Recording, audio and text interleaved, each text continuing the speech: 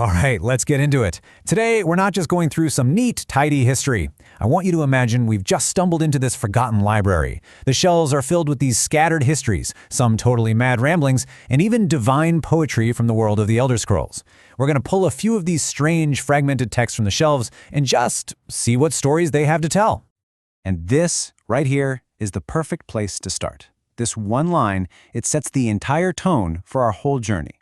Because, in this world, the line between a regular person and a god, between a mortal and a divine being, it's just wonderfully and sometimes terrifyingly blurry. It's a world built on myth, where history isn't just recorded, it's argued over, it's rewritten, and sometimes it's just completely insane. So, for our first pick, let's grab a book that feels a little more like a traditional history, even if it's one that's written in blood and sand. This is the story of the Redguards. It's a tale about how an entire people were basically forged in conflict and had to cross a whole ocean just to find a new home, a new name, and, well, a new war. I mean, this is just pure chaos, right?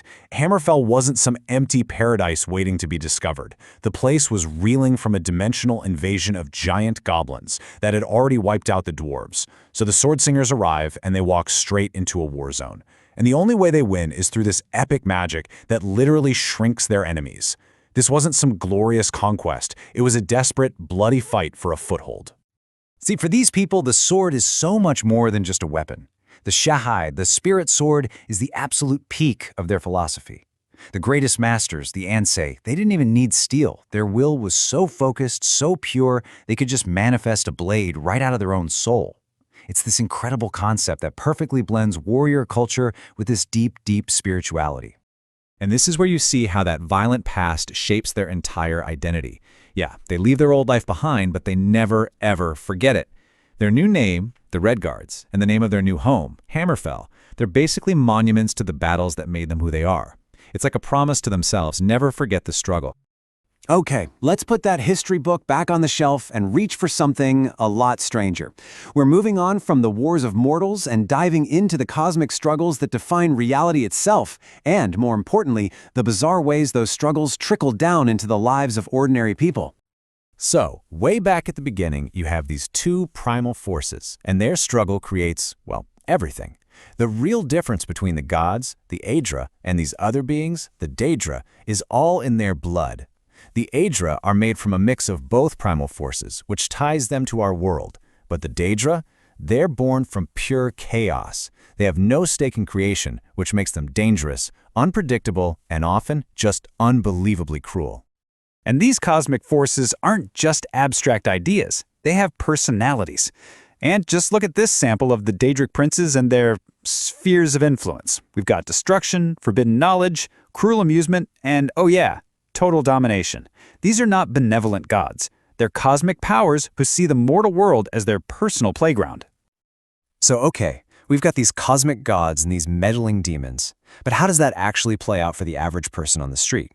Well, sometimes it looks less like an epic myth, and more like a bizarre, chaotic, and frankly just terrible play.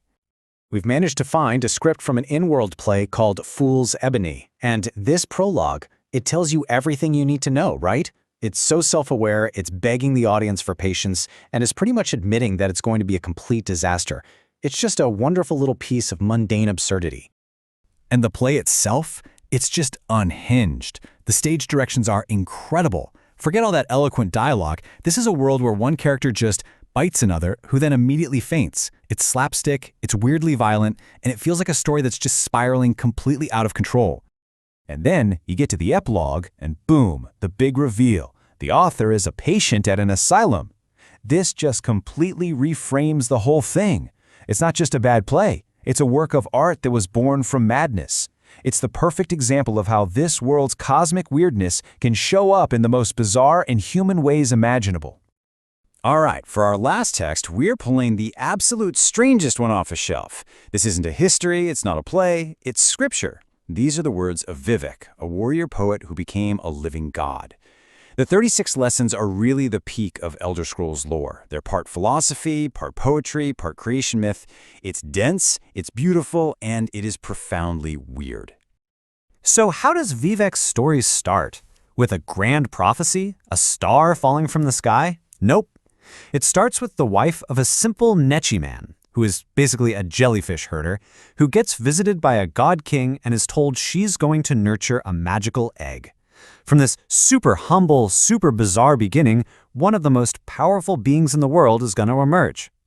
This one line, spoken by the Daedric Prince of Domination to Vivek, captures the tone of this book perfectly. It frames cosmic violence as a clumsy act of love. In Vivek's world, love and violence, creation and destruction, they're just two sides of the same divine and very sharp coin. Now, Vivek's teachings, they aren't just straightforward battle tactics. They're like these philosophical paradoxes. The immobile warrior is never fatigued. What does that even mean? It's not about standing still. It's about reaching a state of mind where exhaustion just becomes irrelevant. Or how about this one? The true sword is able to cut the creation myths of your enemies. That's the idea that the ultimate victory isn't killing your enemy, it's destroying the very foundation of what they believe in. This might just be the most famous line from all 36 lessons. It's a command, it's a philosophy, and it's a challenge, all rolled into one. It says that if the gentle path doesn't lead you to divinity, if thinking about it doesn't give you answers, well, there is another way. It's this idea that you can achieve transcendence through struggle, through conflict, by asserting your will on the universe with force. And this is how a god sees the world. Vivek's text breaks down a universal emotion like love into something almost alchemical. It's not a feeling, it's an ingredient that produces energy, measured in drafts. It just strips away all the poetry and gives us a cosmic formula. It really shows you the mind of a god at work. Okay, so we've looked at a bloody history, a totally deranged play, and a divine poem. They don't really seem to fit together into one clean story. So, what are we supposed to take away from this tour through our lost library? Why does any of this stuff matter? And I think this final quote gives us our answer. The real beauty of this world's lore isn't about finding a single concrete truth, because there isn't one. History is subjective. Gods can be liars. Madmen might actually be prophets. The whole point of our lost library wasn't to give us simple answers, but to show us that the world is infinitely deeper and stranger than it appears on the surface.